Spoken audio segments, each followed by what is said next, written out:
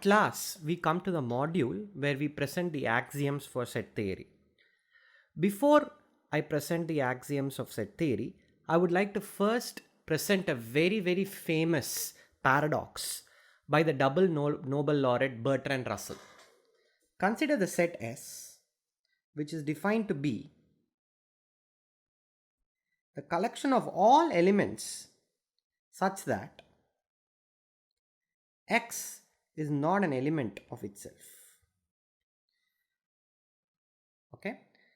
Just because I have written down a set does not mean that it is indeed a set. Let's see what goes wrong with S.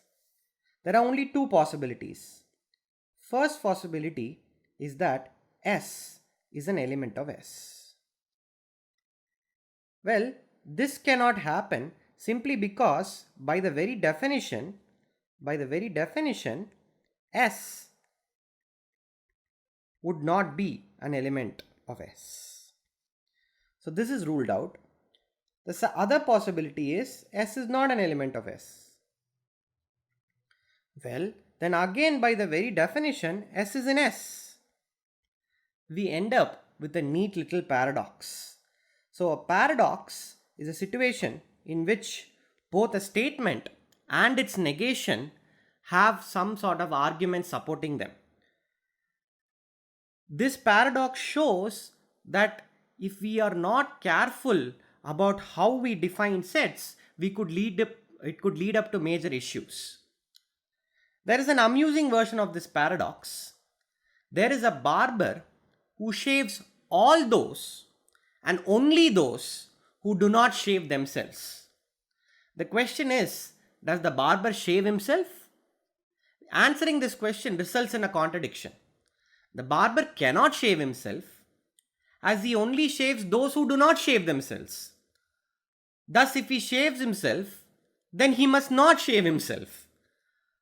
On the other hand, if the barber does not shave himself, then he fits into the group of people who would be shaved by the barber, and thus he must shave himself. So this is an amusing version of the paradox which is somewhat related. Now the paradox given by Bertrand Russell led to the formulation of modern set theoretic axioms. This was pioneered by Ernst Zermelo in the early 20th century.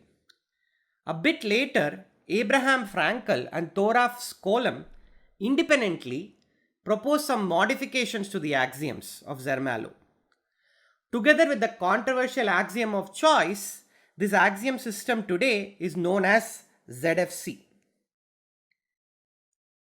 ZFC acts as a foundation for much of modern mathematics. Virtually every set that you encounter is a set in ZFC. There are other formulations of set theory and there are other foundations for mathematics as well. But ZFC is what is used by a vast majority of mathematicians. We shall be very brief in our discussion. We will refer to the text of Halmos for more details.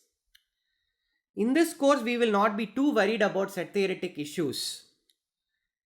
We will rather concentrate only on naive set theory, which is what we have seen so far in this course.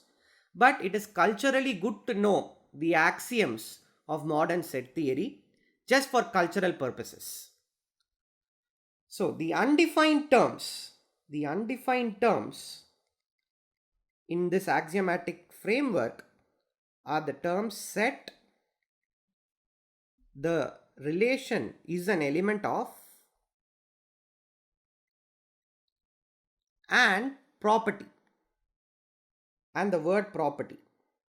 Now the word property is an undefined term only in this course. Remember, I just told that Ernst Zermelo's axioms were modified by Thoralf Skolem and Abraham Frankel. Their work is primarily to make what this property means more precise using mathematical logic. So in a course that deals more with mathematical logic, you will see a precise definition of what a property is. With that preliminary said, let's begin with our axiomatic framework. The first remark I want to make is that everything in this framework is a set. every object is a set. This means that whatever construction which we do, functions, relations, even more complicated objects like manifolds, which you will see in a future course no doubt, must all boil down to be sets. In this regard, we have this famous picture of a mythological tale that says that the earth is supported by a turtle. And the question arises, what is this turtle supported on? Well, obviously, it's a bigger turtle. And then so on. This is a classical illustration of what is known as infinite regress. But this issue of infinite regress won't happen in set theory, which we will see in a moment. So, we have talked about the undefined terms in this framework. Please remember that they are the terms set, is an element of, and property. Let's list down the axioms. So, the axioms of set theory. Now, different formulations involve different axioms. What I follow is more or less standard. The first axiom is the axiom of extensionality. Extensionality. This says a set is determined by its elements. In other words, two sets A and B are identical. Recall, in this course, identical always means logically identical, are identical if and only if they have exactly the same elements. They have exactly the same elements. Any framework for a mathematical study should tell you when two objects in that study are logically identical, and this axiom plays that role. A simple corollary of this axiom is the fact that to show that two sets A and B are equal, all one has to do is to show that A is subset of B and B is subset of A. The second axiom, which is related to the remark I make about infinite regress not being an issue in set theory, this is the existence of an empty set. This says there is a set denoted phi that has no elements.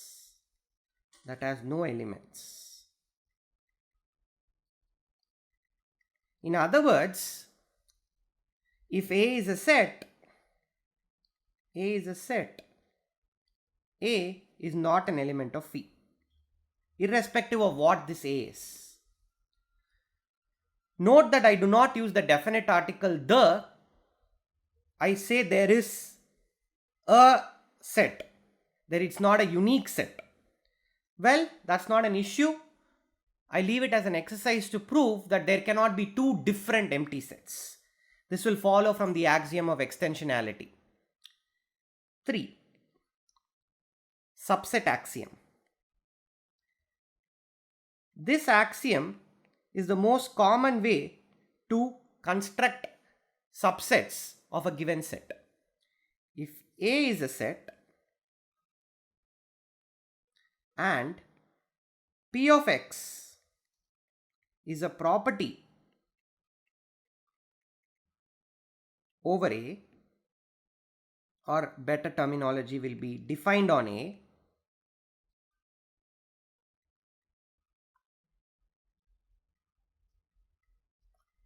then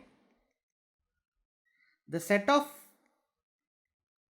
those elements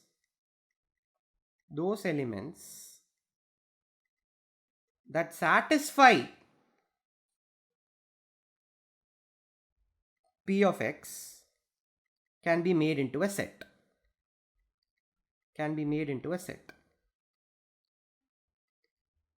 In briefer language, if you define B to be X in A such that P of X is true, then this is a set.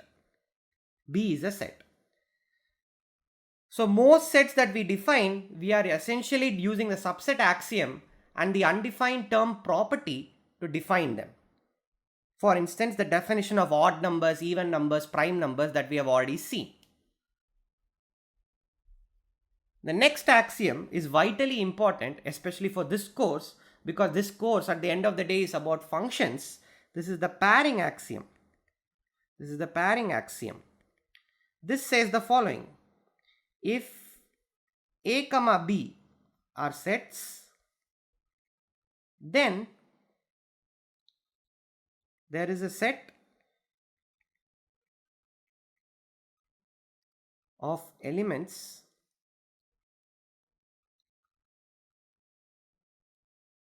rather than saying of elements, whose elements, there is a set whose elements are precisely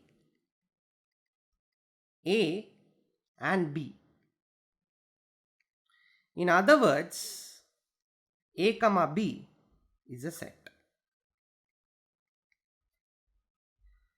Now, why is this so useful? Well, you can use it to construct an ordered pair. You can construct an ordered pair. This construction is due to Kuratowski. You consider the ordered pair A comma B as a set with A and a set with AB. So it's a set of two elements. The first element is A. I really shouldn't say first element. One of the elements is just the set with A, and the other element is the set with A comma B. Now, why does this define the ordered pair? Well, it's an exercise. Show that A comma B is equal to C comma D if and only if A is equal to B and C is equal to D.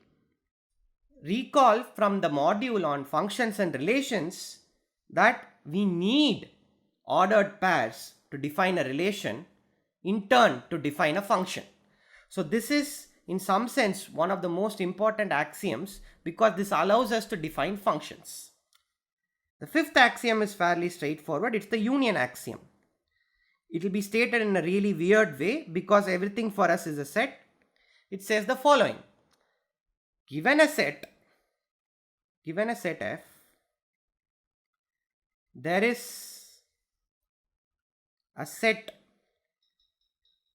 capital U whose elements are precisely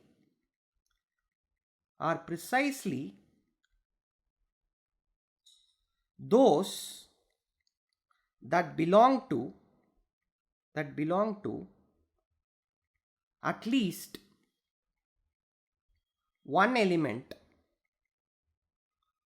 of F. Now recall from our naive discussion of unions and intersections that I had defined the union of two sets A union B as X such that X is in A or X is in B, right? But this definition has a problem simply because the property that I am using to define the union, it's not clear what set it is defined on. Property should always be defined on a set and it is not clear which set this is defined on. This is not really a problem because the union axiom just says that whatever set you take, you can consider another set whose elements are precisely the elements of the elements of F. Okay, so that's a bit of a wordful. So let me just write that. You can, to construct the set A union B, all you have to do is consider the set A comma B, which is a set by the pairing axiom, and then just take the union. So it's a bit of a convoluted way of just defining the union of two sets, but this axiom is far more general than just the union of two sets. You can take union of any number of sets. 6. The power set axiom. Well, as the name suggests, this axiom is fairly straightforward. Given a set X, there is a set, the power set of X, whose elements are precisely the subsets of X. Okay, so why this axiom is quite interesting. The subset axiom says that given a set and a property defined on the set, you can extract the subset from that property. But it is not clear whether you can extract every single subset this way. The power set axiom says that there is a set whose elements are precisely the subsets of X. So in particular, every subset of X is in fact a set. The next axiom is very subtle. It is the axiom of infinity. Axiom of infinity. Now it's a good idea now to pause the video, look through the first 6 axioms to conclude that there is no way to produce an infinite set just using these 6 axioms. If you consider only these 6 axioms, the only sets that will exist are finite sets. The axiom of infinity says there is a set I that contains the empty set phi and such that if X is an element of I, then so is this set X comma set with X. Okay. Now why does this produce an infinite set? Well, again I leave it as an exercise. Show that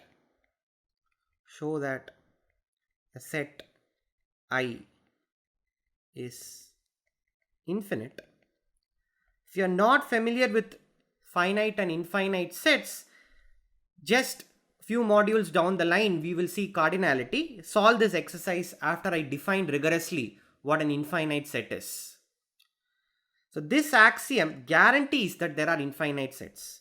In fact, using I, one can construct the natural numbers n. One can construct the natural numbers n.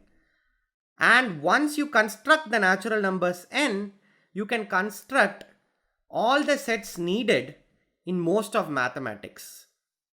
As the famous quote of Kronecker goes, God created the natural numbers, everything else is the work of man. Okay, now we come to the final few axioms. Axiom of replacement. As we go deeper and deeper into this, the axioms become more and more complicated and less relevant to this course. This axiom, I'm not even sure whether I will ever use this axiom in this course, but many sets I will define and I will be tacitly using them. I will not be using it with my knowledge. So let A be a set and P of xy be a property on A involving two variables.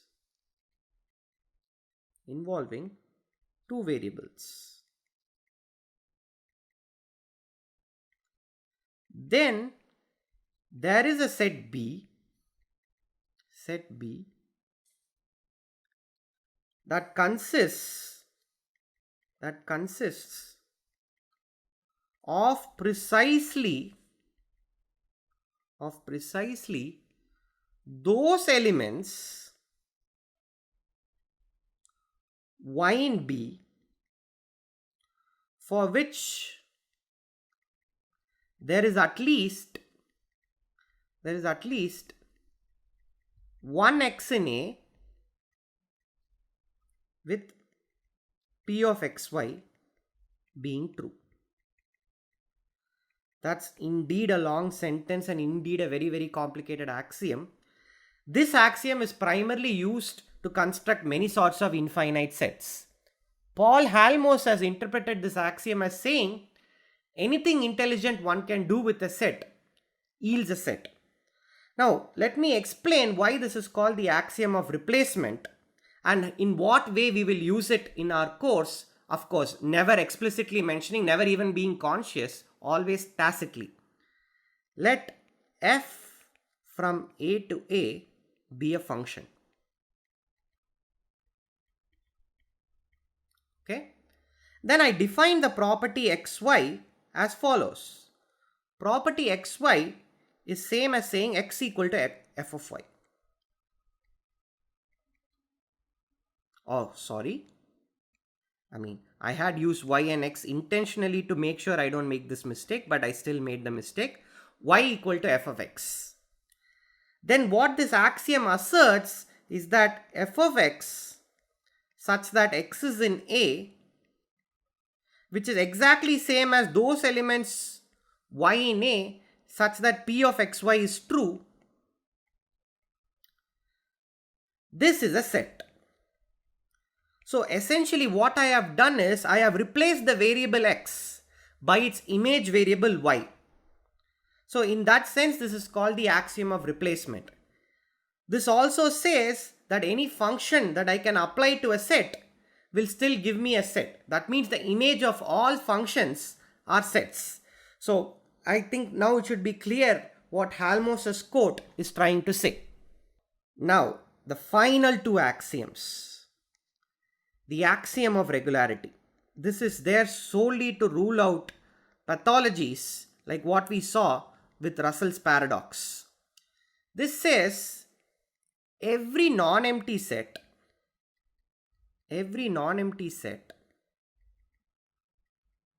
A has an element that is just disjoint from A.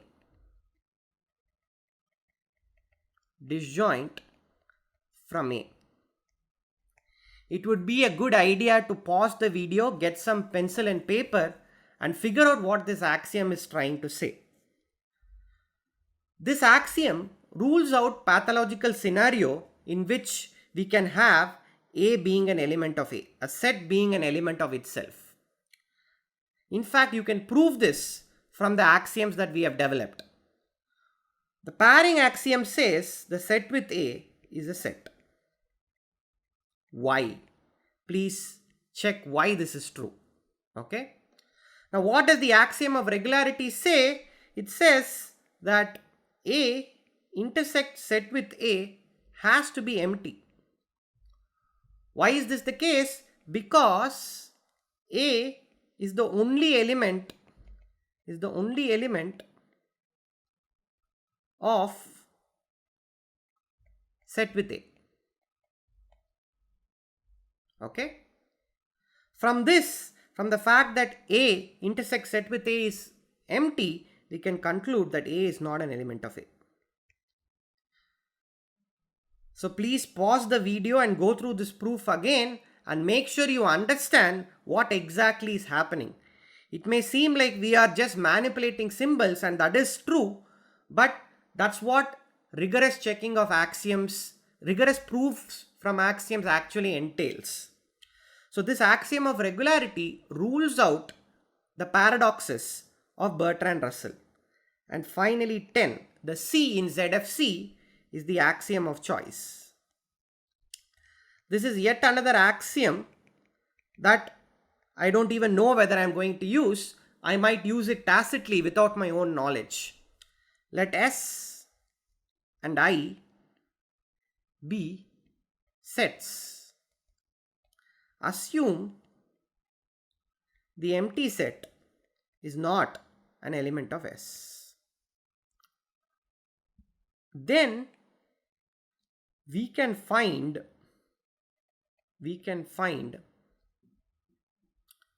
a choice function. We can find a choice function G from, oh, I missed one hypothesis, sorry about that. Let F from I to S be a function. Then we can find a choice function G from I to S, rather not from I to S, from I to union of S, such that for all I in I, G of I is an element of F of I. Again, a very, very complicated axiom. Let me rephrase what this is saying in plain English. This I, as you may have guessed, is an indexing set. Essentially, what we have done is we have indexed some sets in the set S. Okay? Then what this axiom is saying is that you can find another set which is precisely one element from each of these index sets. That's what essentially the function G from I to union of S is. It's indexing elements of the elements of S. Okay? So this axiom of choice is used in topology extensively. We will only briefly see topology. As I say again, I do not really know whether we will use this axiom, but I'm sure I will use it without my own knowledge. Let me make some more remarks about this. If the collection S has only finitely many elements, then this axiom is actually not needed. You can produce this choice function by hand. You can use mathematical induction to prove this. If there's only one element of S, then saying that you can choose an element of that set is essentially saying that the set is non-empty. It's equivalent to saying that the set is non-empty. You have to exhibit an element to show that the set is non-empty, so that there is no arbitrary choice involved. Okay. Not only that, in many other cases also, it will be easy to produce this choice function. For instance, look at the set S. Let it be the power set of natural numbers. Later in this chapter on cardinality, you will see that this set is going to be a really vast set. There is no need to invoke the axiom of choice to choose one element from each of these sets. Why is that? Well, for each one of the subsets of the natural numbers, there is always a least element. So there is a way to extract the element without using the axiom of choice. So this concludes our presentation of the axiomatic framework of set theory. As I remark again, we will not explicitly cite any of these axioms in this course. In fact, this module is sort of semi-optional. This is just there for cultural purposes. But let me end by making one somewhat disassuring remark. These axioms we have written down, we have used our intuition and a lot of work on what constitutes the idea of a set. It is clear that the paradox of Bertrand Russell will go away from these axioms, but it's not clear that there is some other paradox. How you prove that a particular set of axioms never lead to a contradiction is a very difficult topic in mathematical logic. It is so far unknown whether these axioms are all consistent. The best result that I am aware of, note I am not a set theorist, the best I am aware of is it is known that if the first 9 axioms do not lead to a contradiction, then the addition of the axiom of choice will also not lead to a contradiction. But something stranger happens. Even if you add the negation of the axiom of choice, there will still be no contradiction. These are path-breaking results of the mathematicians Cohen and Kurt Gödel. So there are a lot of deep issues involved. Since this is the first course in analysis, this itself is a bit too much.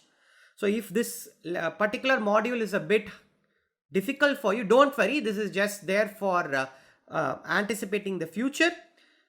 If your interest is piqued by this module, please read the book of Halmos. It's an excellent book. This is the course on real analysis, and you have just watched a module on the axiomatic framework of set theory. Thank you.